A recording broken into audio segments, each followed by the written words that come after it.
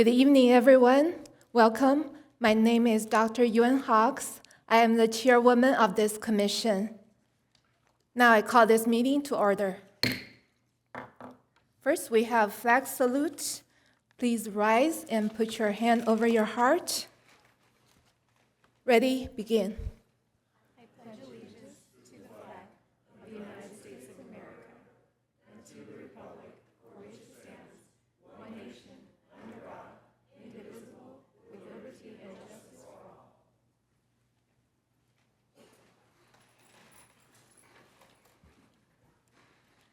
Madam Secretary, roll call, please. Thank you, Chairperson Hawks. Commissioner Castro? Here. Commissioner DeGrave? Here. Commissioner Kingsburg? Here. Vice Chair Sizemore? Chairperson Hawks? Here. All present, thank you.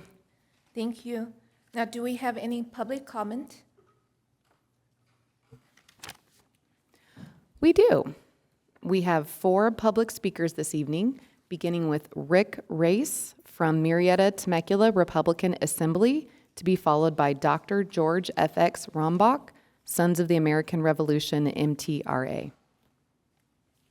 Okay, I'm going to read this before you start speaking. Regarding the rules, a total of 30 minutes is provided for members of the public to address the commission on matters not listed on the agenda. Each speaker is limited to 3 minutes. Public comments may be made in person at the meeting by submitting a speaker card to the commission secretary. Speaker card will be called in the order received. Still images may be displayed on the projector. All other audio and visual use is prohibited. Public comments may also be submitted by email for inclusion into the record. All public participation is governed by City Council policy regarding public participation at meetings adopted by Resolution Number 2021-54. Now you may begin.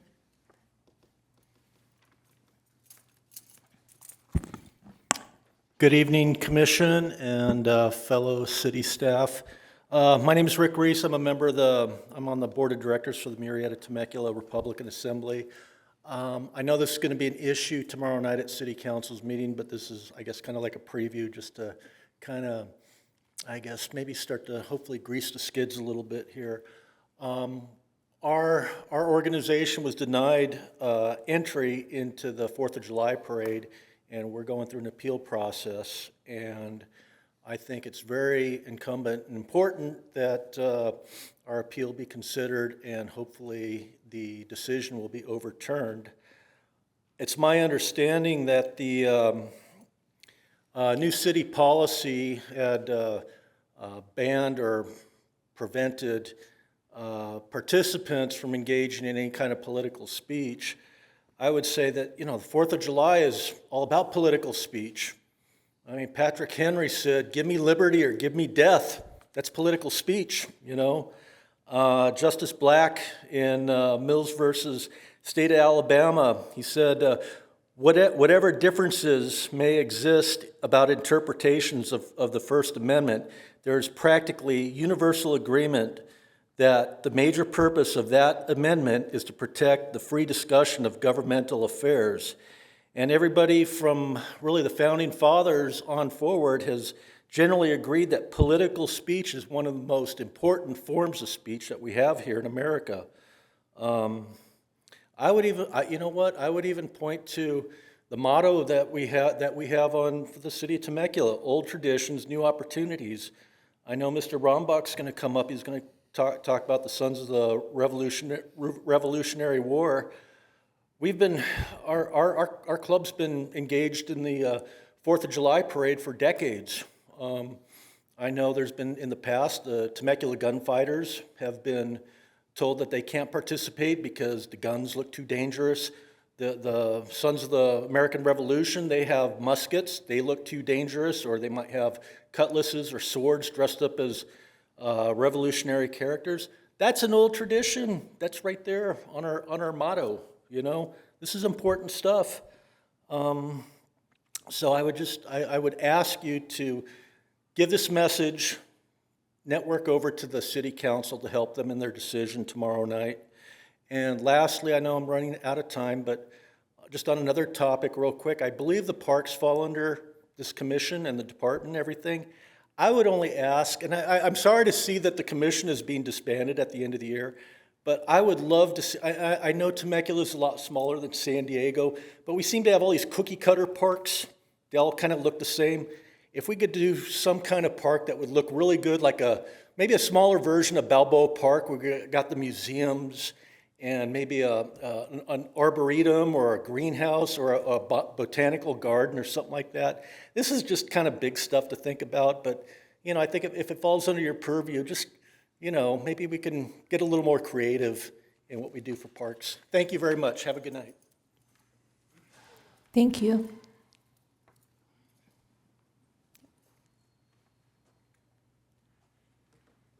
Excuse me, in my old age, my legs don't work the way they used to, but I'm still alive. Anyway, I'm here for two groups. One, the Sons of the American Revolution, and MTRA. I'll start with the Sons. You may not realize it, but members of the Sons of the Revolution are directly descended by birthright from those that fought and died for what we're going to celebrate on the 4th of July. And they're not allowed to be in the parade to honor their ancestors, the ones that fought to give us this country. I think that is absurd. I mean, the revolution can't come any further in old tradition. I don't think it's a good new opportunity to throw them out. I'm not a member of the current chapter who was here to parade, apply for the parade. I'm a past president of Prescott, Arizona, the chapter up there. I think that is a case of this city thumbing their nose at our ancestors. Now, from the revolution came the Constitution. And we, the people, created the government of this country.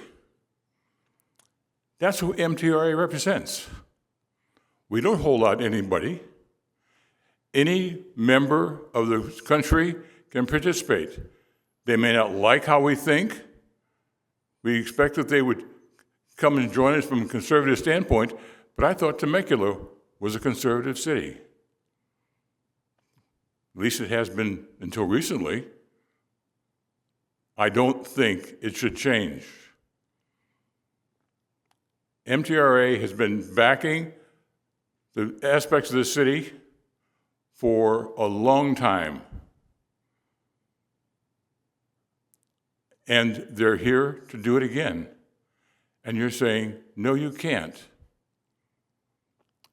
The city is allowing a lot of other people who have opinions on specific things.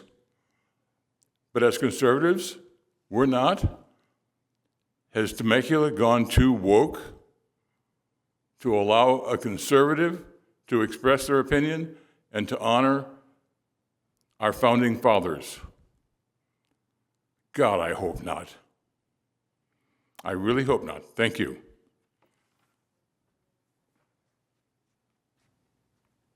The next public speaker is Janet K. Chun from MTRA, to be followed by Bob Cowell. Hi. Thank you for letting us speak today. I'm really glad that we can address this body. My name is Jeanette K. Chun, and I'm the current president of MTRA.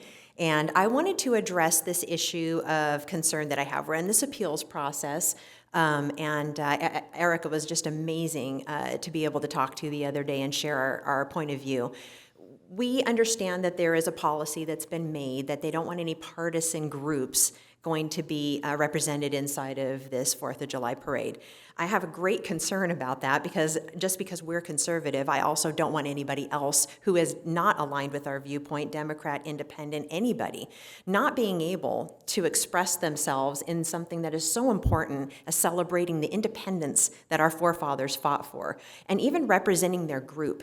There are guidelines that we've been given about how we're supposed to represent a float and what we can and cannot put on it. There's no issue with that whatsoever. I don't see that there is any problem with us following any guidelines in order to represent ourselves and be able to honor what it is that you guys are intending for this parade.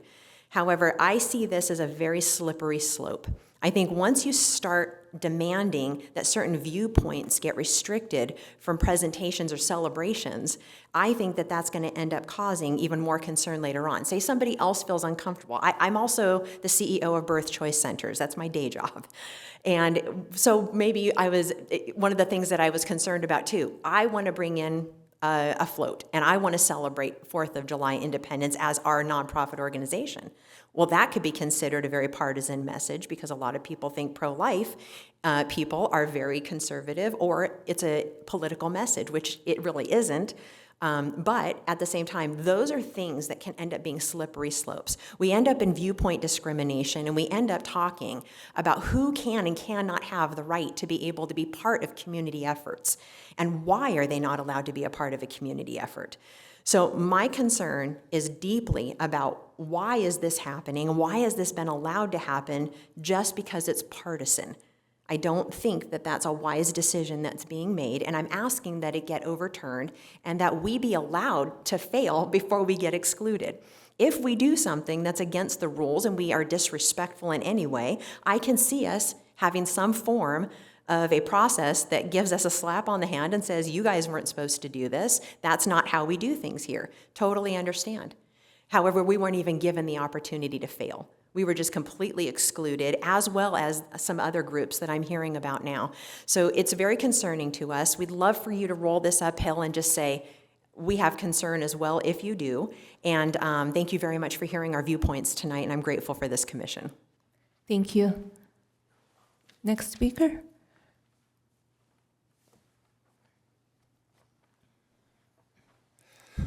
Dear Board, hello. I don't know if you of this board can take a FOIA request as City Council can. Can this board do that? I have spoken from here before and asked for a FOIA request to be done, and it was done, but at the City Council. Is that possible to be done tonight? I'm sorry, Mr. Cowell, I didn't catch that. A what request? A FOIA request, information. Oh, Freedom of Information Act. Yes, actually, if you want to do that, I can take that and get it up to the city clerks. Well, the request is just a list of people that are in the parade, or groups that are in the parade. And my Sorry, name is yes. Bob Cowell. Yes, sorry, I can absolutely process that. We have received another request for that same information, which is already being processed. And as soon as it's processed, all California Public Records Act requests the responses are actually posted on our website as well. So it may Okay. actually be on the website before we even fully process your individual requests, but I will add that as well. Oh, great, super. First it was the Old Town Gunfighters. I only have 2 minutes left, but the Old Town Gunfighters, they were part Sorry, of the old we'll- tradition of the city. Sorry, Bob, we'll extend you a minute just because of the discussion about the Public Records Act request. Oh, okay, thanks. First it was the Old Town Gunfighters that were, a few years ago, that were deleted or banned from the parade because they had guns. And they used to have shootouts in the Old Town. So, I mean, it was part of Temecula. It was Temecula to go and see the shootout in Old Town Temecula, and they weren't allowed to be in the parade with their guns. And then they didn't want to be in the parade if they couldn't even have toy guns. They had toy guns at one point, last time they were in. So they were banned from that. So we are a partisan group. We should be grandfathered in because we've been in the parade for 25 years or more. I have been president for 23 of 25 years of the Marietta Temecula Republican Assembly. And most of the time, we were in the parade. I would say that even when the first place of float award in 2012, with much fanfare. So it was a beautiful float. And so we would like to be back in the parade again and allowed to be in there. And we will keep our, we are a boisterous group. It's hard to keep cats from putting up signs that they want to say they support this candidate and that, but we can do our best and certainly stop that. We can ask people, don't do that, or otherwise you're going to get kicked out. So I know there might be a freedom of expression that we can do that, but we can also, fit within the guidelines that you have given us. The next step along this path I can see would be the churches would be banned next. And I don't know if there's any churches in the parade, but I can see that this long list of this train going down would say, we don't like the partisan groups in there, but we don't like churches either because, they don't represent everybody. They're kind of, that church group we don't like, so we're going to get rid of that church group. So anyway, so old traditions never die. We should keep them. So don't let us die on the vine. Let us stay in the parade. We thank you very much. Bye. Mr. Cowell, can I just verify that your email is bobcowell@aol.com? That's correct. Okay, thank you.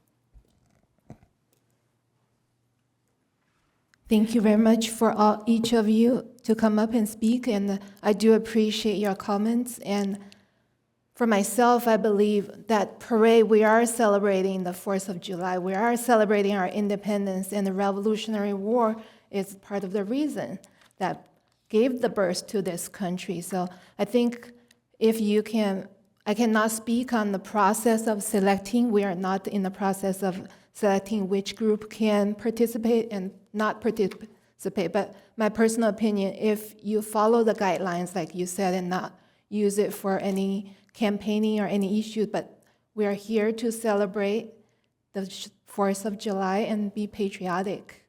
And I don't see there is a problem. But again, I have to see what the process is, and maybe later we can talk to our staff about it. And thank you for coming out and engage with our commission. Appreciate it.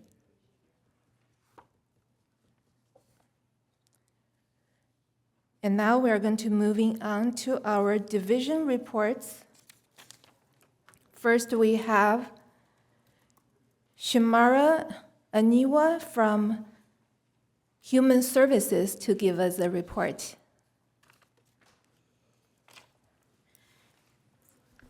Hi, good evening. Thank you so much for having me here today. Chairperson Hawks, Commissioners, Director Russo, Superintendent Barnett, and community members. My name is Shamara Aniwo, and I am a Community Services Assistant with the City of Temecula's Community Services Department. It's an honor to present on the division that I actually work in myself, the Human Services Division. For the month of May, the Human Services Division had a total of 116 impacts. SKIP hosted their first ever pool party at the MRC pool for a time of fun and recreation, which included refreshments, swimming, music, and water games for their 36 participants. High Hopes had their monthly event, which was a kickball event, at the local Patricia Birdshaw Park. We had 40 participants there, and they enjoyed recreation time with friends. The MRC Connect program provided a free community shuttle trip for 5 families to the Temecula Valley Museum for historical and educational enrichment, followed by playground play and lunch at Rosa's Cafe. The Inclusive Visual Arts program concluded their spring session with their 15 participants. Throughout the session, students learned different skills, including pointillism, and studied the work of different artists, including Georgia O'Keeffe. Students also worked on personal projects, and this past month, they are able to have a few projects on display at City Hall, and they're so grateful for the opportunity. Global Citizens Horticulture and Viticulture vocational program concluded their spring session for their 9 participants. This spring, students participated in excursions, including a Wilson Creek Winery and Sparrow Vineyards. We also did a tour of the City Hall. They enjoyed the chamber, as well as the Senior Center's community garden. They did this while expanding their vocational skills through hands-on experience in gardening, nutrition, and professional training. The Youth Advisory Council completed their school year, so they celebrated with a pool party at our MRC pool, where participants were given their certificates for their achievements and had a great time at poolside. Now to our senior services. For the month of May, the seniors had a total of 193 impacts. The Senior Shuttle hosted 2 programs. They had the Salvation Army and Rosa's Cafe trip, as well as a Ross and Chick-fil-A trip. Senior Talk also had 2 programs for the month of May, Navigating Healthcare with Dara Vitar with Royal Benefits Insurance, as well as Cyber Fraud with Carmen Sanchez with Right at Home. The seniors were creative this month and had 2 classes on paper crafts and painting. They also had some celebratory events. They celebrated 7 seniors, as well as for their monthly event, they had a Mother's Day celebration. And lastly, the seniors have been thriving with their intergenerational community garden and have seen a harvest in watermelon, tomatoes, corn, and flowers. And that concludes the Human Services report, and we're more than happy to answer any questions. Thank you. Thank you, Shimara. Now I'm going to open up the floor and ask our commissioners to give comments or ask questions. First, Commissioner Castro. I like listening to your voice. It's very calming. No, great report, and I appreciate all the information. Thank you. Thank you. Commissioner Kingsburg. Thank you, Chair Hawks. Yeah, I appreciate the report, Shamara. Very well stated. No real questions, just a couple of comments. I know last time we talked about giving comparisons to the prior year, year-over-year numbers, and a lot of that was included in the information we received for tonight. I noted in your senior services section, it was a 53% increase over last year. So, that's very impressive. These programs obviously aren't going to have the mass numbers that the aquatics programs or other things like that have, but they're extremely important. And there was another program that didn't show up on here, but I'm going to mention it anyway, and that was the senior and special needs program in the morning, I believe, during the week at the CRC. The year-over-year numbers on that was astronomical. It was like a 457% increase over last year. So I mention that because all of these things the city does illustrates, the support that is given to this human services area and various groups. So thank you for your work. Appreciate it. Thank you. Commissioner DeGrave. Yes, I loved hearing about the horticulture and viticulture program. I think because of the uniqueness of our region, it's wonderful to see that the city's been able to incorporate a human services program that really ties in our wine industry. How often does that program meet, or when does it take place? Thank you, Commissioner. That program does have 2 sessions throughout the year. We just finished our spring session, but we also host a fall session. And is there an application process, or how do people get involved in that? Yes, there is an application process that the Human Services Division has and creates. We welcome applicants between the age range of 18 to 29 to apply, and from there, we'll select them into the program. Thank you. Thank you. Now, Vice Chair. Thank you for being here with us tonight. Thank you. And it's really, I agree with Commissioner Kingsburg. It's really nice to see the 50% increase in the seniors, and I encourage you to continue to reach out to the senior community. We have a lot of assisted living or a lot of communities. Maybe you can put a flyer there to invite them to come and participate as well. And the question is, we saw a fun video at the State of the City address at the Senior Center. Are those the seniors? And it looks very professional, that video. Yes, that was at our senior center. I believe I saw the video myself. I know they recently presented at the State of the City. That's a gentleman that's been doing a lot of videos, Lucas Preti. He does them for the State of the City and other businesses, very talented. But those are actual seniors, and most of the filming was done at our New Year's Eve. I'm sorry, Happy New Year in January. So that's where the footage was taken, and then he cut it, added the music, and made it look wonderful. But that's what the senior center is like every day. Yes. I look forward to visiting it this Thursday to celebrate Father's Day. Now we're moving on to the next report from Workforce. We have Abigail Solis. Good evening, esteemed city commissioners. It's a pleasure presenting here tonight for you all. My name is Abby Solis. I'm a senior recreational leader with the Workforce Development Division, and I'm glad to share some updates. So this year we saw a notable increase in participation in our programs. We had 151 participants, up from 61 last year, largely thanks to our new Young Men's Career Conference. This event provided a male high school students with valuable career exploration and opportunities and engaged with many youths in our community.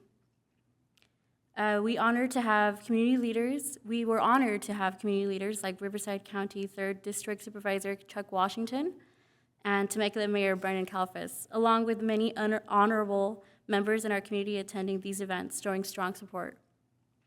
We also hosted our weekly Youth Innovators meetings, which brought together local youth and fostered creativity and leadership.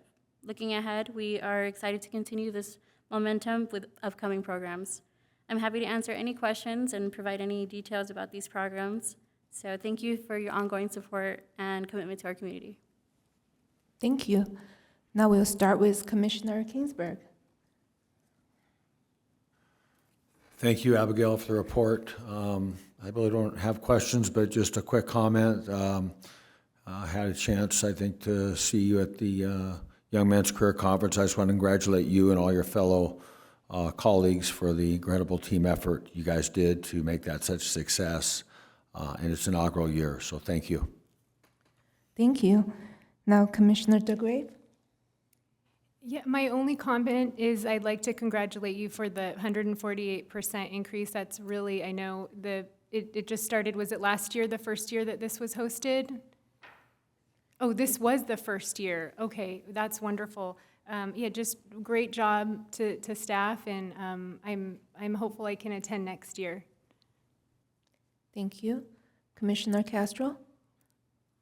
Thank you for the report, and I don't think the populace of Temecula realizes how much effort the city puts into development efforts for getting people into the workforce, building skills, doing all of these things. It's pretty incredible, and I'm not sure it's widely known how much time and money and effort the city puts into those activities. But it's amazing to me how much is available for people. Thank you. Thank you. Now Vice Chair. Thank you for being here with us tonight. I do want to commend the city on doing the Young Men's Career Conference, and it is my hope that we would continue to make that an annual tradition. As a mom of a daughter and 2 sons, I could find all kinds of things for my daughter that cared about what her career might be, but I couldn't find anything catering to my sons, offering to help them with what they wanted to do. So I think there's a gap there, and I commend our city for bridging that gap with our young men, and I was extremely impressed with the careers that were represented, and so keep doing that. Thank you. Thank you. I agree with my fellow commissioners that, especially this is the first time you're doing it, I hope that this will continue like the Young Women's Career Conference. My question is there any follow-up with these young men after the conference? So at the conference, the mentors extend all of their contact information to the young men who are participating. Same thing at the Young Women's Career Conference, and then the individuals can follow up as they see fit with any of the staff members or any of the mentors or anyone else who's there. Okay. I can give an example of that in practice right now. Several years ago at the Young Women's Career Conference, 2 of the musicians that were just volunteering, they weren't even participating, they reached out, they mentored with me for 2 years, and now they are both employed here at the city of Temecula. So 2 UC students on their career paths were inspired to reach out and now are public servants. Well, that's really great. Those are the examples that I hope these programs will continue to produce. I'm thankful that the city staff and all these mentors are willing to give their time and be a resource for these young people. So thank you. And also I want to comment that I really like the report now. You have a change according to Commissioner Kingsburg's comments from last time that you added that change comparison from last year. It's very helpful to see that, so thank you. And now moving on to consent calendars. We have the first item is to approve the action minutes of May 12, 2025. Can I have a motion and a second, please? I'll move to approve. Second. Thank you. Thank you. I'll take a roll call vote. Commissioner Castro, Aye. Commissioner DeGrave, Aye. Commissioner Kingsburg, Aye. Vice Chair Sizemore, Aye. Chairperson Hawks. Aye. The vote is unanimous and the motion is approved. Thank you. And now we have a second item, that's discussion of commission priorities and goals for balance of this calendar year. Do you have a report, Director Russo, or we just start our discussion? You can just begin your discussion on this because this item was placed at the request of, I believe it was Commissioner Kingsburg last Okay. time. And so the floor is really yours. It's your item to discuss, and as chair, you can lead that discussion. Okay, thank you. All right, then I'm going to start with Commissioner Kingsburg. Well, it seemed like a good idea last month, right? No, I can share a couple things, and maybe I'll just share them together and then decide if we want to take on either of them, or at least have clarification on either of them. The first one would be, again, I guess my thought in this is that, for those of us that have been on the commission before in a calendar year, it may not be the same feel, if you will, as we work through the end of the year. The first thing that came to mind to me was, I know we've received notification of the joint workshop in early August. And so, with that, I know we'll get further direction, as time goes on. We'll receive an agenda, right, and all that. And I don't know if we're going to be asked to submit, any thoughts or agenda items or not. But I guess going into that meeting, I don't even know if it's appropriate for us to have any sort of commission discussion beforehand. But from the city council's point of view, are we going in are we 5 different individuals who have different views or thoughts, and that's all healthy and good, right? Or are there any commonalities that we, share as a commission? Is there any commission consensus? Would that be, if there is, or there may be, is that appropriate to bring to, that workshop? I don't know if you want to respond to that, Director Russo? Yes, because this is an agendized item for today's meeting, you're free to discuss it and if you come to a consensus, you can come to a consensus, or if the consensus is that there is no consensus, that's fine as well. But because it's agendized, it's a transparent discussion, there's no issue with the Brown Act. In terms of the structure of the workshop for the August 5th meeting, I don't know anything about what that structure will look like, except that in the past, when there was a joint workshop on, I think, the topic of housing, and it was a joint workshop with Council and Ready, and it was held over, I believe, in the conference center. Anybody remember that? I think it was in the conference center. layout was kind of the three tables in the horseshoe shape, similar to what we do for the budget workshop, the Ready Commission, the council, and I think the Planning Commission might have been involved. Sat around the table, there was an agenda, like you said, but mostly it was an open discussion. And the tenor, I would say, was a little more informal and fluid than a typical council meeting. And so my expectation, but again, I don't know this for sure, is that essentially there's going to be the Ready Commission, the Community Services Commission, and the council sitting as the three bodies around the table. And the idea is to have a workshop, not like it's not like a formally, a formal meeting. The idea is to have it be a little more fluid and see what comes out of it. Well, thank you for that. Yeah, I did view those workshops, at least one of them last year. But anyway, I don't know if any of our other commissioners want to comment on that. I'm not necessarily saying we have a blowout, hour-long discussion tonight, planning for something 2 months from now necessarily. I mean, it could be something that perhaps could be kicked to the next meeting as well, or not. And perhaps the way you described it, Director Russo, it may not, there may not be an interest in. I'll leave that up to you, Chair, as to where you want to take it from here on that. Okay. Thank you. And we'll go with Commissioner Castro. Oh. No, I'm fine. No, I'm good. I'm fine. Listening to, say again? I'm causing trouble. Yes, that's it. Starting rumors. Listening to what you had to say, Jeff, and listening to what the council had to say, and then looking at how the stuff is worded, how do we move forward, and what do we do for the rest of this session? I think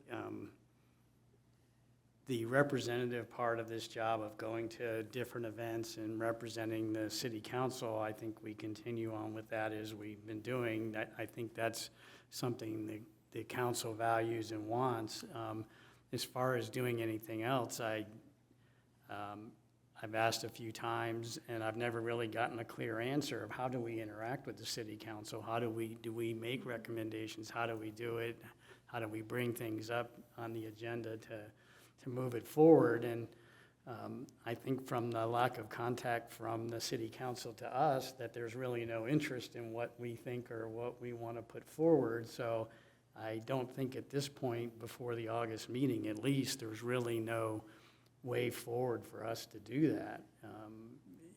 I think maybe at the August meeting we bring it up as a topic, saying we may have recommendations and we would like a way to do that put forward. But I think when we talked at one point that we're not allowed to put agenda items forward to the city council. So I'm not sure really there's anything else for us to do beyond the representative part of this position.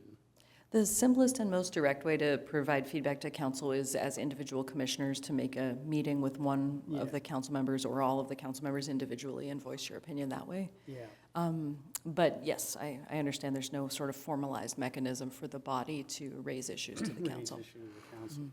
So I'll just bounce off what you said, just to maybe be a little bit more clear. I mean, where my head went on this, because where they left off at the meeting, I believe in April, when they decided to disband the three commissions, there seemed to be a direction that they want to create a third commission.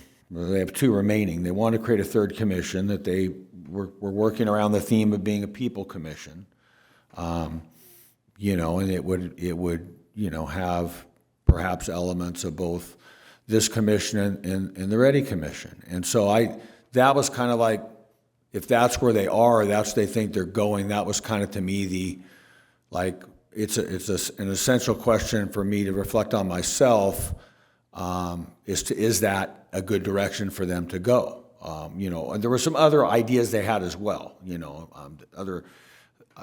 perhaps some ad hoc. And so anyway, I guess I don't mean to complicate things. I mean, I guess we can, if we're all going to have the opportunity to speak, and it sounds like we will, and we're 2 months out, right? About 2 months out. So I don't want to add extra stress on this item, but I'll let you guys talk more about it if you like.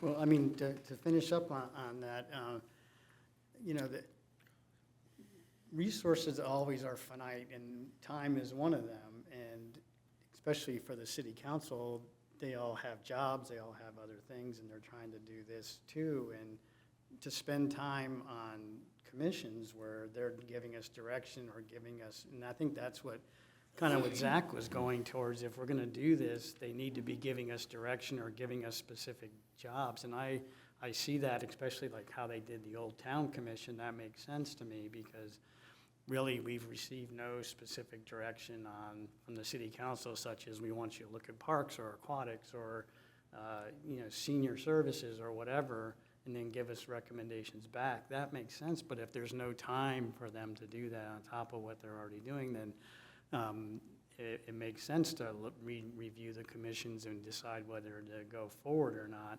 And I think until that's resolved, it's hard for us to decide what we're going to do beyond the representative type role. That's all. I'll take a break. Yes, I'll just contribute to what Commissioner Kingsburg and Castro has said as to what it is we're going to do for the next 6 months. We're going to continue doing the only thing council has allowed us to do: shake hands and kiss babies and listen to reports. So that's what we'll continue to do. It is a disappointment that council has us sitting up here and they aren't utilizing us. I will give a perfect example of where I think we could have been utilized.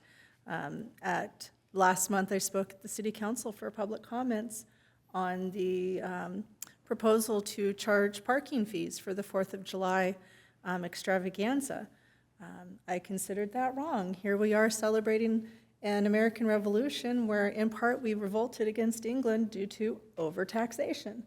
So we're going to overtaxate by charging taxes for the parks and then charge you to park there. I did quote Les Miserables. It's kind of like charging 2% for looking in the mirror twice. I found that wrong. Zach's comment to me from the dais was, why didn't I come to his subcommittee meeting? Well, it's not my subcommittee meeting. In fact, I'm not allowed to talk at it.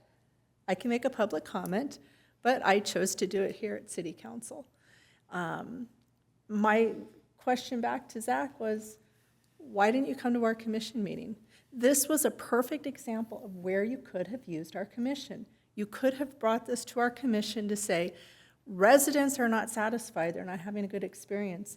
We want to help them have a better experience. Could you guys come up with some ideas other than us overcharging people to park here? Could you come up with some ideas I don't know how charging people to park at a park is going to improve the resident experience for the extravaganza, but that was a perfect opportunity to give our commission a job. You had a panel of 5 residents that you could have come to and said, gosh, your fellow residents are unhappy with the extravaganza. They're not having a good experience. You got some ideas on how we can improve it? That was a perfect opportunity to utilize us. So I would appreciate maybe in the next 6 months, if council would like to utilize us in that purpose, that would be great. But as for what do? Same thing we've been doing. Listen, shake hands, kiss babies. Or kiss hands, shake babies. No, don't shake babies. Thank you. Thank you. Commissioner DeGrave?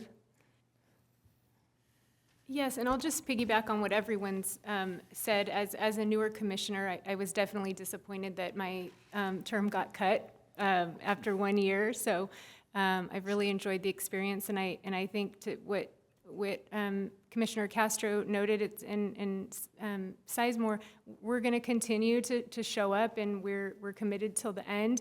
But I think as a newer commissioner and trying to figure out, well, what does a commissioner do?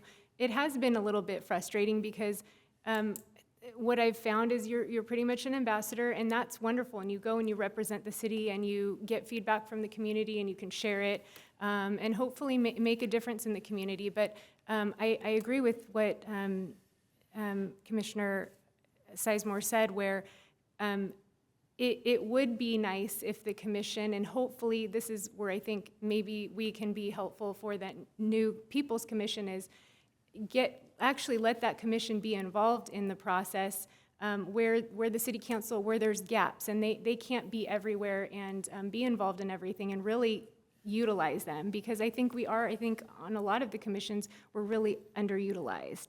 And so I hope, moving forward as a group, we continue to serve and show up, and hopefully for the next commission, whatever that looks like. I don't know how much say we're really gonna have in that, but my hope is that whoever is on that commission, that they give them the opportunity to really be a part of what goes on here. Thank you.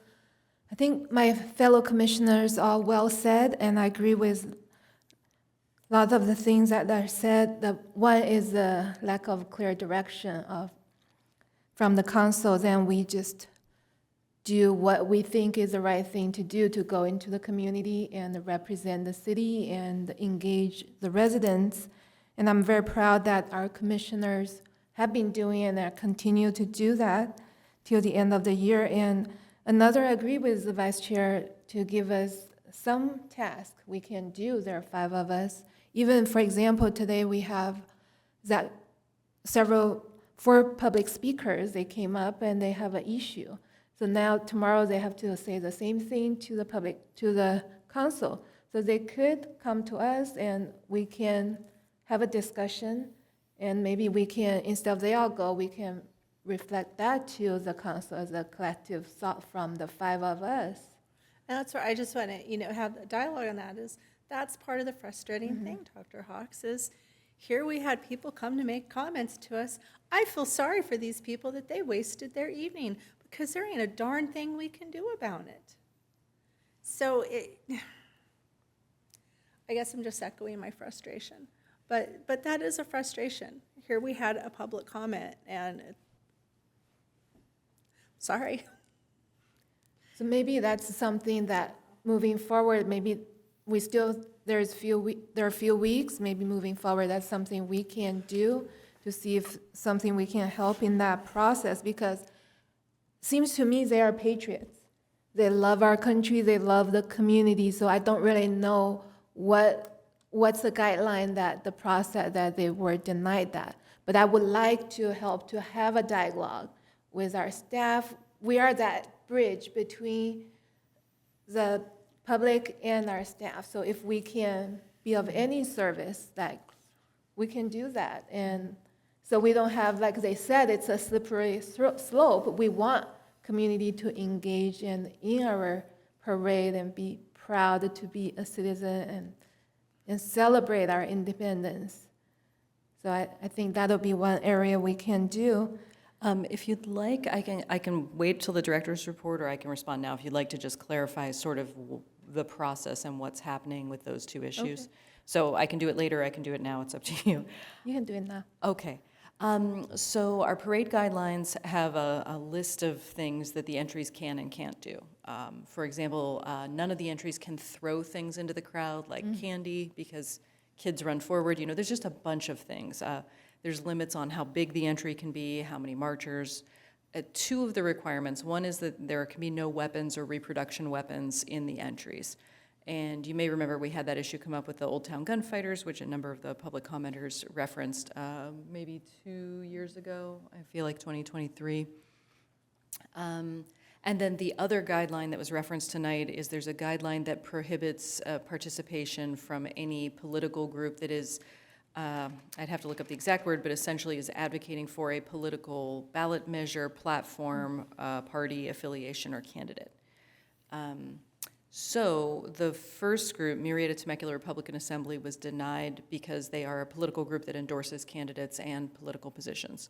So they received a denial, and then under the ordinance, the city's ordinance, you can appeal any administrative decision made by the city. Normally, those appeals are for things like a permit that was denied, like maybe a building permit or something. You can appeal those. You can also appeal decisions that are made like this. So I met with Ms. Chun as president of the MTRA, and she said she would like to appeal. So the first step is she had to meet with me, And I had to say, under the guidelines, these are the rules, and I can't change that. So I upheld the denial. So then she had to meet with the city manager, who also upheld the denial. And now the next step is she goes to a public hearing tomorrow night at council. So that'll be tomorrow night. It's agendized. It's on the council agenda. And that will be a hearing for the denial of the participation of Murrieta Temecula Republican Assembly in the parade. Separate issue, Sons of the American Revolution were not denied participation in the parade, which I think one of our public speakers might have been a little confused on that point. They are allowed to participate, they're just not allowed to carry weapons.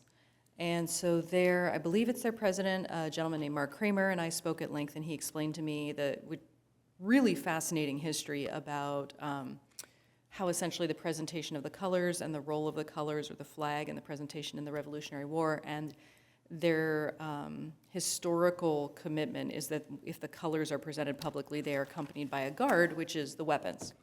Totally understand philosophically where they're coming from, but the guidelines are very clear: no weapons, no reproduction weapons. So they were actually asking for a waiver to that rule in the to that guideline. The city attorney opined that the best way to move forward was to treat it as an appeal and handle it the same way. So essentially, even though they were not denied participation in the parade, they were denied this one specific aspect of their participation, which is carrying weapons, reproduction weapons in their case. Actually, I think they're functional reproduction weapons, but they said they could render them non-functional by not loading them with powder or wadding for the parade. So that will also be tomorrow night at council. So both of those items will be heard tomorrow night at council. Obviously, you're all welcome to attend. I think we actually have I think Community Services Commission is on the dais tomorrow night. So Dr. Hawks, you'll be there anyway on the dais. Anyone else, obviously, welcome to attend. So anyway, I believe that gives you some background on sort of the situation there. Thank you for clarifying. But that is just an example of something we can help with the council instead of they all go there and they have to listen to discuss in length. That's also followed because it's a parade, it's under our commission. That's an opportunity where we could have been brought into this appeals process. We could have had a dialogue, or I guess we couldn't have because of the Brown Act, but we could have participated in that. We could have come up with a recommendation that could have been taken to council. They could have said, no, thank you. But that's an opportunity where we could have been utilized to maybe even come up with a different idea. Yeah. So, To piggyback on that, I think in the council's mind, this is my opinion, they have a subcommittee to take that role. They don't see us filling that role. They already have a subcommittee that has 2 of the city council members on it. They meet, they publicize, they do their agenda. So I think in their mind, they see that subcommittee's role as that's doing that. I don't agree with it. I don't agree with it. I'd like But to see that- subcommittees start coming to art night. I'd like to see subcommittees start coming to the senior center and I attend some of understand. the I events. mean, I think that if they were going to keep the commission moving forward, there needs to be more integration between our commission and the subcommittee where there's direction and working together on different topics like this, like you're bringing up. But I think in their mind, they don't see that as our role. Because we have so many different areas we discuss, the subcommittee probably won't. They probably only Well, I think discuss it's one okay. or I two. think there's a pretty near overlap between what we do and the subcommittee, so I don't know. And they even have more authority because they're actually looking at improving the budget stuff and we're not. Do they see the same report that we see, the subcommittee? I mean, I think the city council, the subcommittee sees it and the city council sees it because you're going to present most of it tomorrow, right? I will only present what's presented here, just Yeah, a summary. so they're But like all we hearing. get the report in They the email. they also get a recap from our meeting that includes the division reports. So, Okay, so, I had one other comment. Yeah, just a comment on what you're discussing, and then I wanted to bring up one other quick thing, that I think with the new model that they spoke to as they went through their process, that the idea that essentially a council member will appoint a future commissioner, right? directly. They're going to go to direct appointment. So I think there'll be more, for better or for worse, a relationship, if you will, between a commission member, for whatever commission it is, and each individual council member, to where there's maybe a go-to person. So that might be how they're addressing that. I have one other little piece I want to bring up, and I don't want to create a can of worms. I'm just going to kind of share my feelings. That one of the things I thought we might talk about when I brought this up, and again, I agree with what you guys have said as far as, hey, I said this last month, we're going to finish the job, we're going to finish strong, you know, and that being said, you know, I know a couple of our big signature events are the 4th of July parade and the holiday parade, and we did get an invite, you know, on the 4th of July parade. So everyone has that invite, and they can make their own, you know, decision as to if they're able to attend or not. I mean, I think historically it's felt like the first 2.5 years that, hey, those are events that you don't miss. You know, I mean, and I certainly rearranged some things to where I could be at all those things. You know, I don't know if I feel the same way about it now, just to be quite honest. You know, I'm not saying I'm not going to do it. I still have some days to decide. But I think you know, if TCSD wants us to be there, that should be enough, right? That should be enough. But I mean, I do struggle with the idea that the council doesn't believe we have the capacity, you know, as a group or as a body to continue on and be valuable, at least in our current structure.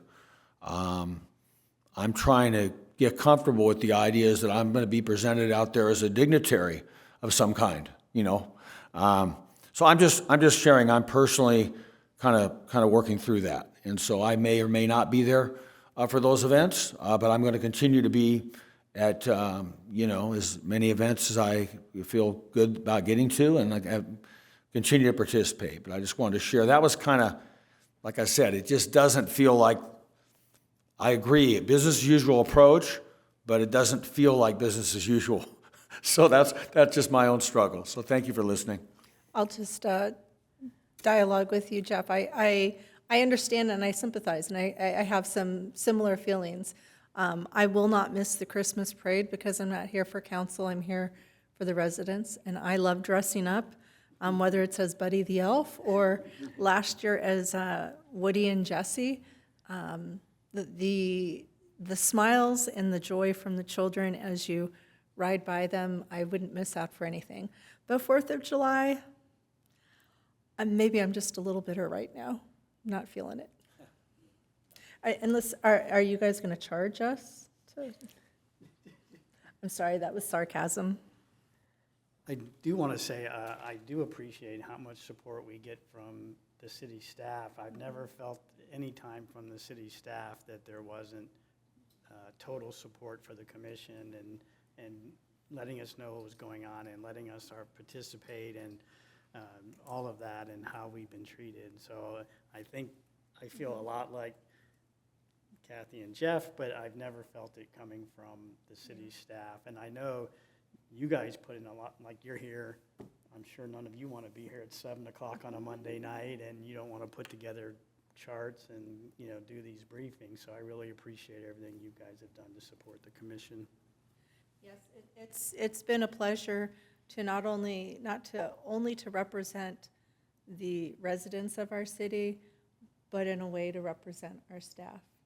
And I've always felt like we're a part of you, and I feel protective, and I appreciate what you guys do, and that you've always made us feel like we are a part of TCSD, not just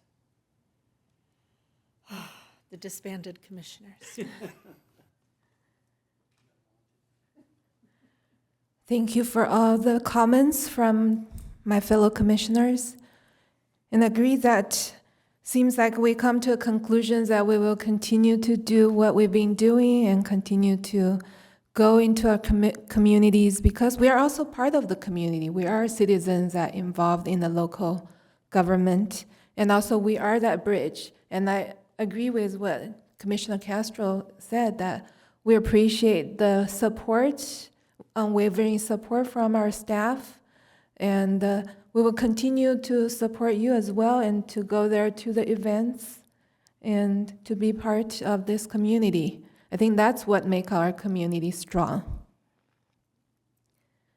And with that, we are going to move on to the director's report. Do you have anything else to add?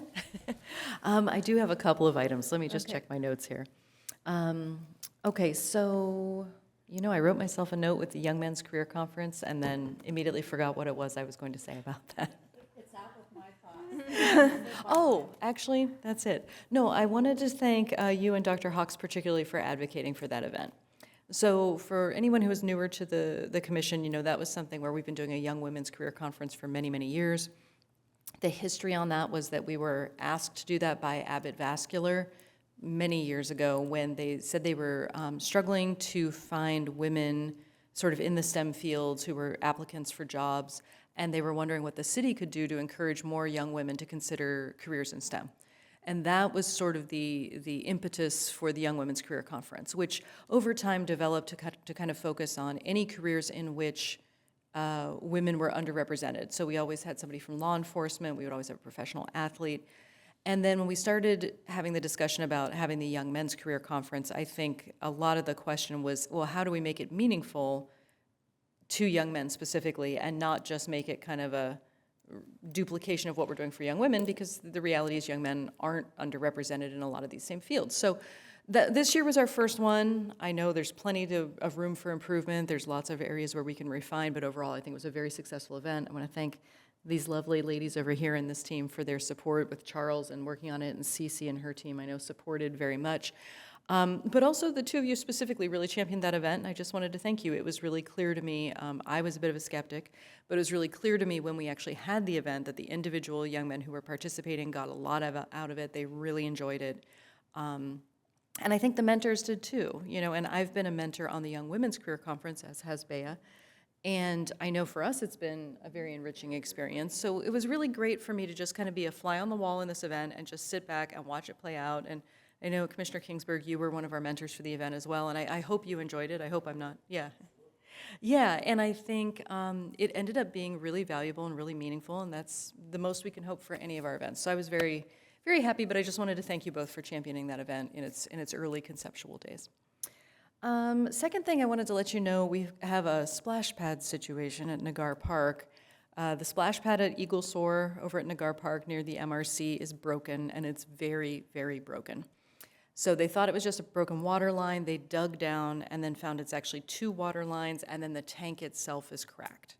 So that, we're looking into estimates for what it would take to repair, but preliminarily, it looks like that is a 2-month-long and $200,000 repair. So particularly coming on the heels of the budget workshop we just had, where a lot of discussion of cutting CIPs and reducing expenditures, and I know I see yeah. I've been wanting to reach out to Yvette when she gets back and talk about the inclusive social skills program and see how that's going to impact them, because I know they also use the splash pad. It's really a shame. The splash pad over there is a huge asset to the community. It's really valuable for heat respite. It's just this lovely free amenity. It is super popular in the warm months. So I know Ron Moreno and his team in Public Works are working on trying to figure out the quickest and most affordable way of going about making a long-term fix on this. So, and Stacy Fox has been just, as he always does, just really jumping through hoops to try and get everything back up and running as soon as possible. So I'll keep you in the loop as I hear more, but that is the most recent information that I have on that topic. And then the third thing, I just wanted to kind of talk a little bit about Commissioner Kingsburg, what you were sharing about your feelings about being in the parade, you as well, Vice Chair Sizemore. I just want to say, from my perspective, this is a very personal decision. Whatever you decide to do as individuals or as a body, 100% we are behind you. I would be remiss if I didn't say that I think each one of you earned your seat on this commission through the good works you were already doing in the community. You didn't just get on the commission having no experience in the community and then suddenly start doing good things. Each one of you earned this spot through the involvement you already had in your communities. Personally, I'd love to see you in the parades, because I think you're valuable members of the community in every area that you touch, every area that you interact. I know each one of you has your your other nonprofits you've volunteered with or you support, your activities, your professional endeavors. And you all you bring a ton of value. And personally, whether you're bringing value to the community as individuals through other professional and avocational associations or through your role in the commission, I cherish each one of you and what you've brought to us and to us as a team, to our staff, and to the community. So whatever decision you make as individuals or together, totally support, but just know from our standpoint as staff, we are thrilled to have you there. And we love seeing you dressed up as an elf or whatever else you would like to dress up as. And we love seeing the golf carts decorated, and we love seeing you in the VIP tent. So I just thought I'd put that out there. And that's all of my comments for the evening, unless you have any questions for me. Thank you. Yes. So I know last year Commissioner Keensburg was active in the food situation, where they give out the lunch meals. And I know that was right there by the splash pad, and I think it was a good interaction because you had a reason for people to come there. So how is that going to work together? 'Cause I think that food program is very important. Yes, so we're still continuing the summer food service program, and we're very grateful we're able to continue it, given all the uncertainty that has been around publicly funded programs lately. We've been thrilled that we're able to continue that program because we are reimbursed for that program. I'll turn it over to Cece if she would like to explain kind of the mechanics of how any of it would work. If you'd like to, you can come up to the podium, or. Yeah, and Cece can best answer that. Hi, good evening. Pleasure being in front of you guys. Well, we are so ready to start our summer food program. It's gonna start Monday. And so we anticipated to start doing 165 meals the first week. We are gonna be doing a lot of promoting, letting the community know to come out and support us. And, it is, more importantly, it's for the people that truly need the meals. So, we are gonna do whatever it takes for all the kids in the community to have their meal that day. So will you be serving it in the same place, the kind of the Easy Up near the splash pad, since the splash pad isn't working, or are you moving it somewhere else? Well, we can be flexible. We can move it somewhere else. We can even try going to the MRC, maybe the new splash pad that is recently open, and then we can try going to the Rotary Park. Maybe make some flyers and let everybody know that we're going to be there for now, and then going to the MRC, because we were planning to do one park. But we can do it. Yeah, we can do it on both parks if we need it. Yes, as long as we get to that community.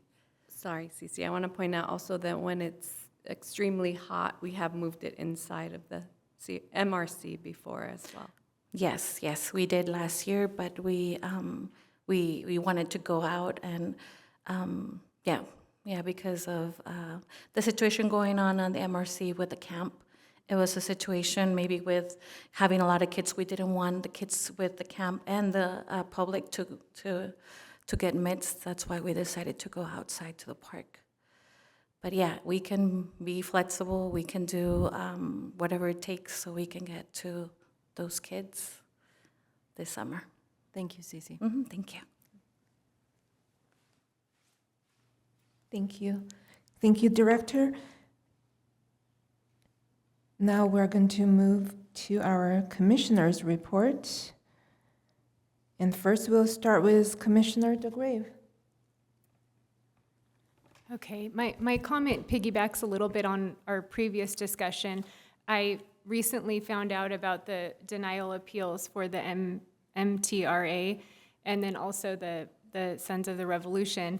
And then I had seen that this was on the agenda for tomorrow night for the city council meeting, and in kind of similar nature, I think as commissioners, it would be good to know that these things are on there ahead of time. I mean, I know it is our job to look through it, but just being that it's something that's directly related to our, what we're representing, I think it's helpful because I was not aware of it. And so, of course, I started to kind of do my homework, and I printed out what the general guidelines are and why was this group, these groups possibly not allowed to participate this year.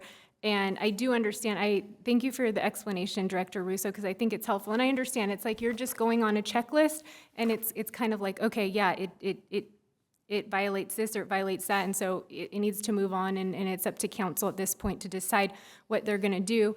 But I do feel that as a commissioner, I'm hoping that, maybe possibly tomorrow, Dr. Hawks is able to share some of this at the city council meeting, and maybe that will also help with their determination on how they're gonna move forward. And it is an opportunity to share our voice as a commission, and I don't know if others share the same sentiments, but I know it was noted today that the MTRA, they have been a part of this parade year after year.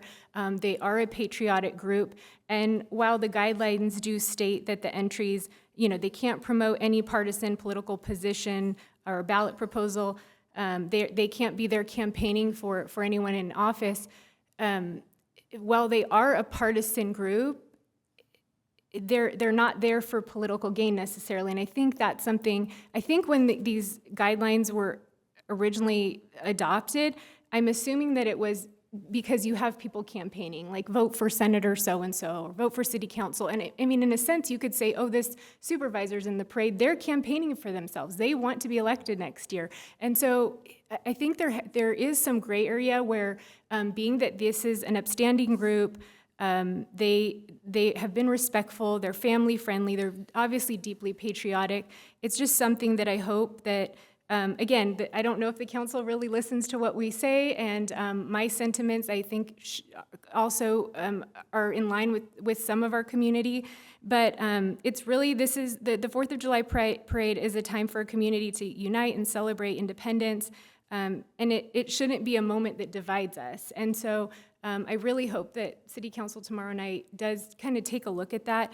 I know in the situation of the Sons of the Revolution, I didn't know a lot about the group. I feel like we always hear about the Daughters of the Revolution, so I did some homework, and what I learned was that they have a long-standing tradition of honoring our country's founding, obviously, but they're known for presenting the colors, like you shared, with period attire and respectfully, displaying our history and heritage.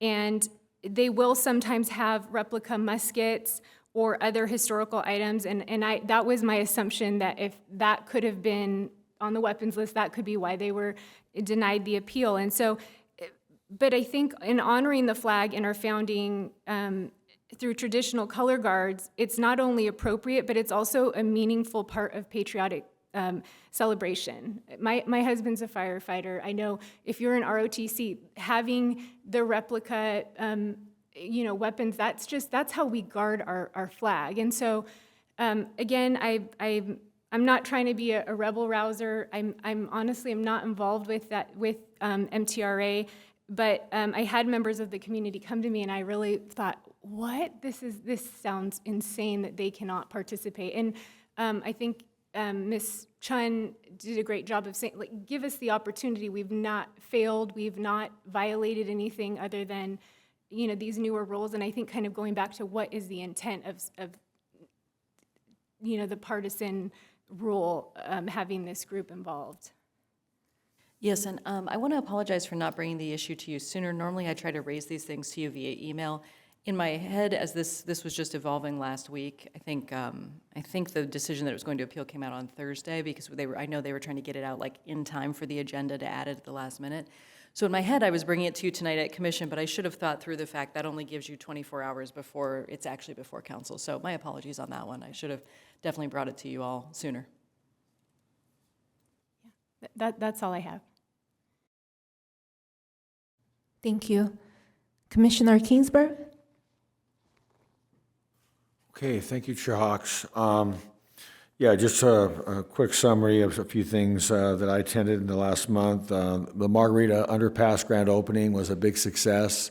Again, great job, Director Russo, on emceeing. I don't know if you were necessarily planning on it that day, but you sure It was a last minute fill-in you for look Mr. like Moreno. you're quite prepared. You're quite prepared. So, and then I'll just comment also that having been out to the trail both for different reasons on the weekend, and also I was out on my bike today, the trail use feels like it's definitely up. We saw, Commissioner Castro and I saw quite a few folks out there It may have been last Saturday or a week, two Saturdays ago early, and then I saw a lot of people out there today. So that's really encouraging. I was able to go to the mural unveil. I believe Dr. Hawks and I covered that one this time.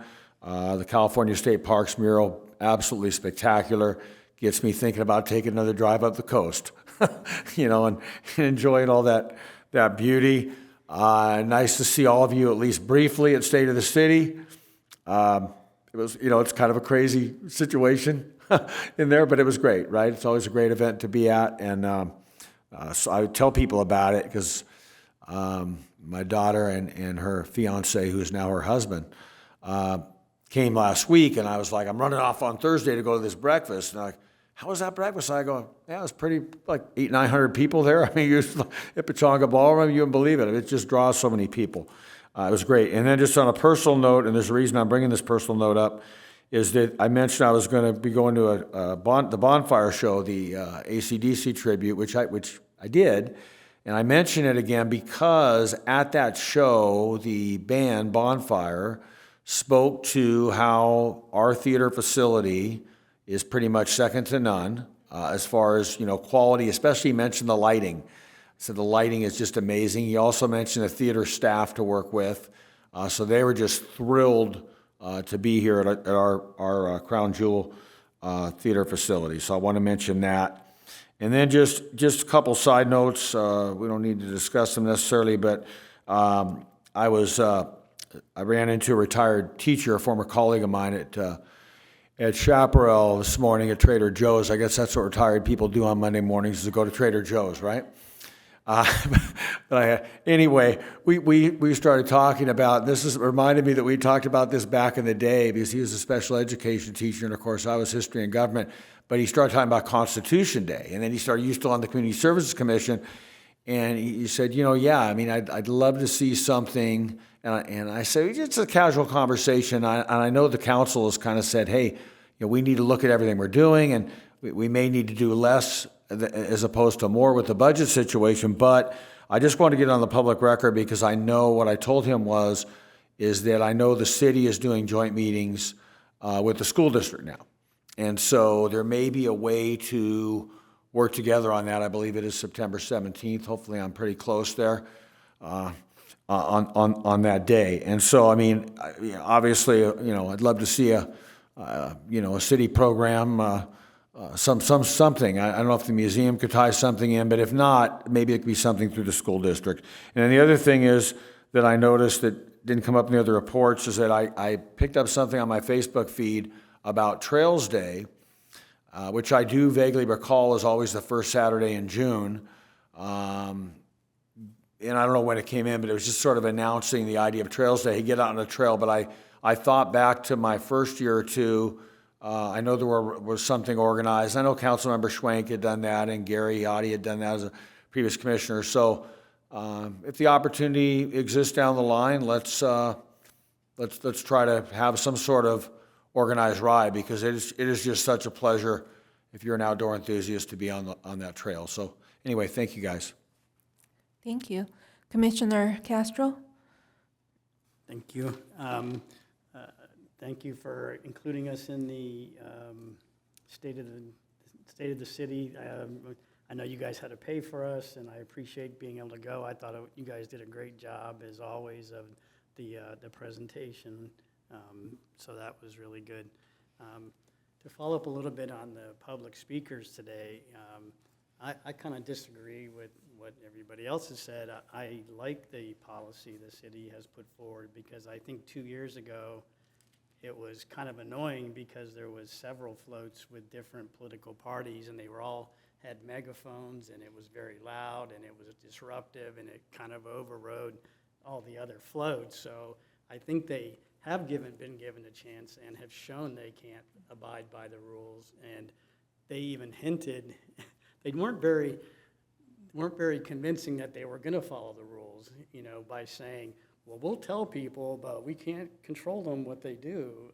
So it doesn't give me the feeling that they're there to celebrate the 4th of July. They want to take advantage of a public event to promote agenda. They're not there to celebrate the founding of the country or independence. So I'm fine with having a blanket thing with no political activities, because I feel that they've already had the chance and shown they can abide by it. That's my opinion. I mean, everybody's going to have their own opinion, and we have, you know, the city council, everybody's going to have a chance to have their say. And thank you. Yeah, I will provide just a little context just to clarify on that. So in 2023 was when, so the original parade guidelines dated back to '06. And then in 2023, they were revised to reflect the no weapons policy. And some of that was in response to, it was actually one of the groups that had been marching in the parade for a while, carried firearms, discharged firearms as part of their performance, had been asked that morning by the then lieutenant, who's now captain. He saw them with their guns and he was like, "Are you going to be discharging?" They said, "No, they're just for show." And then the parade started. He was up a block or two, or a block up by City Hall, heard the guns firing. In his mind, he's like, "Oh, we have a mass casualty event now." Just running back down towards the parade route, realizes, fortunately, he's a very experienced law enforcement officer. So he realized right away, like, "Oh, okay, this was just some ding dong, you know, not telling me that they were going to be discharging their guns and then doing it."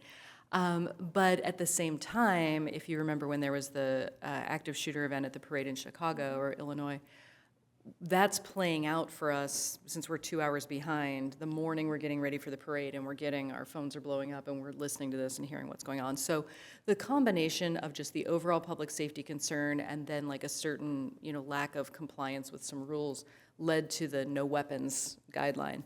And then in 2020, prior to 2024, in 2023 and all years prior, we had rules in the parade guidelines about how much signage you could carry. And it wasn't about content, it was about how much and how big. And it was pretty limited. I want to say it's like 1 banner, 2 signs. Okay, so you could have no more than 2 total. You could have 2 banners or 2 signs or 1 of each. And that year in 2023, a lot of the groups, and in 2022, a lot of the groups were carrying way, way, way more signs than they were supposed to, and there was a lot of political campaigning. There's a lot of, you know, floats and bullhorns and signs and T-shirts and the whole thing. So that prompted in 2023, right after the 4th of July, the revision of the guidelines to say no political organizations campaigning, et cetera.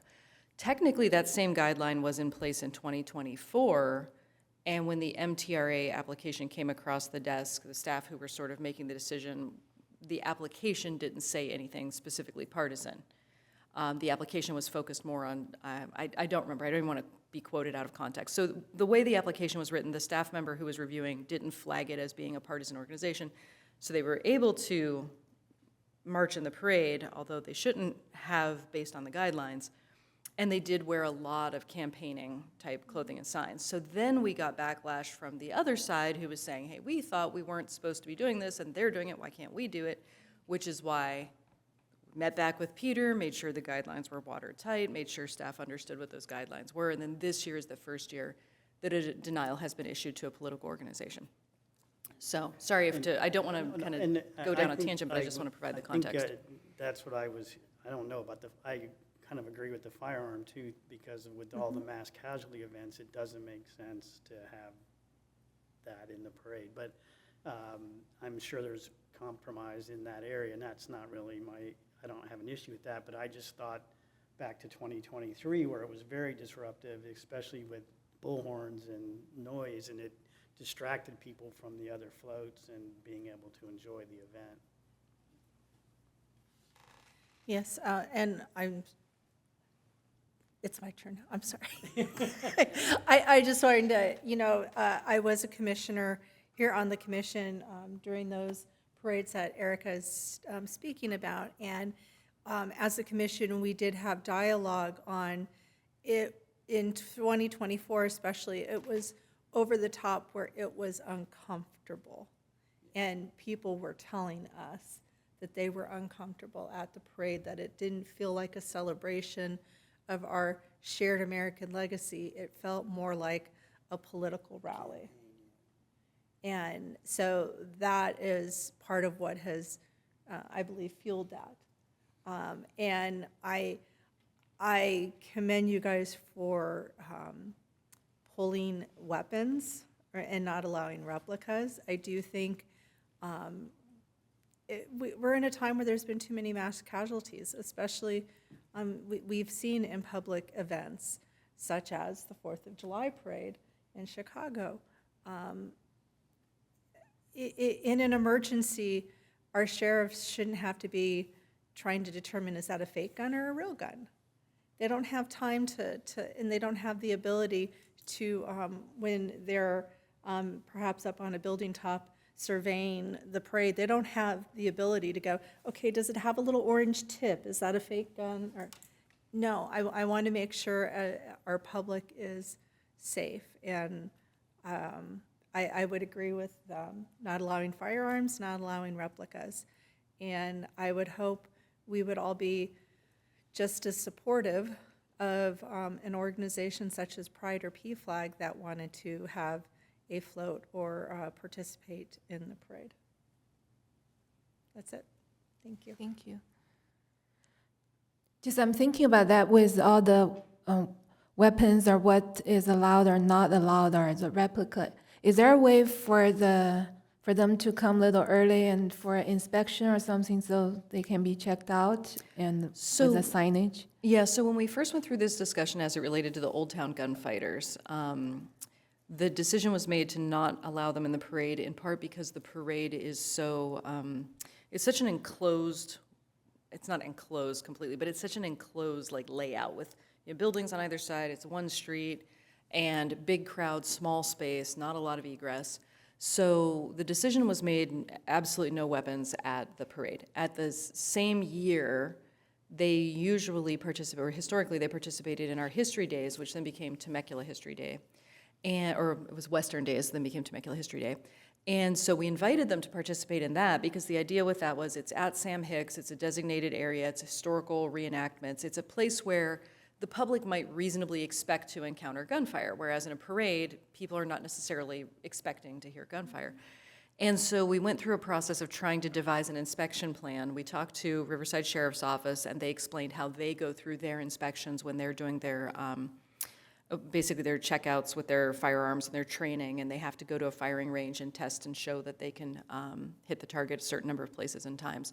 And their process is very spelled out. The individual deputies show up, they have to down their personal weapons in their vehicle, they walk to the area where the test is being conducted with no weapons, they're assigned their weapon, the weapon is inspected, they're inspected, both the person and the weapon are tagged, and they go into like a holding area or staging area, and they can't leave until they've completed their test, and then they turn the weapon back in.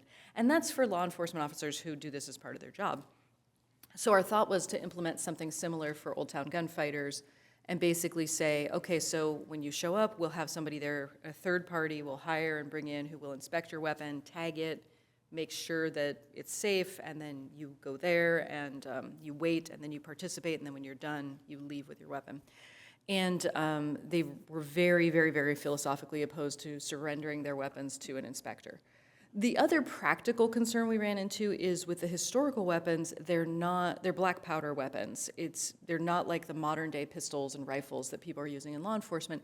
So it's very hard to find somebody who's actually qualified to inspect those, because that's kind of a niche area within personal firearms. So at this late date, I think it would be really hard for us to find and contract with somebody who's actually qualified to inspect black powder weapons, like muskets and so forth. But conceptually, theoretically, is it possible? Absolutely. Practically, does it work? That's a kind of a different question.